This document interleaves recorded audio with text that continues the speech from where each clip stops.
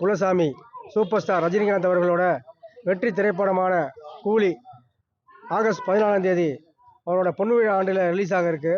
அது சமயம் திருச்சி ரஜினி ரசிகர்கள் சார்பாக திருச்சி மாவட்டம் ஸ்ரீரங்கம் ரயில்வே ஸ்டேஷன் சாலையில் அமைந்துள்ள அருள்மிகு தண்டுமாரியம்மனுக்கு விசேஷ அர்ச்சனை அபிஷேகம் செய்து மிக பிரம்மாண்டமான படையல் போட்டு அன்னதானம் வழங்கியிருக்கோம். இந்த நிகழ்ச்சியில் எதுக்கு இந்த தந்தி டிவி மட்டும் நாங்கள் கூப்பிட்ருக்கோம் அப்படின்னா, என்னோட அன்பு தலைவர் தமிழ்நாட்டுக்கு ஃபஸ்ட்டு நான் வரும்பொழுது நான் தினத்தந்தி பேப்பரை பார்த்து தான் தமிழே கற்றுக்கிட்டேன்னு சொன்னார்.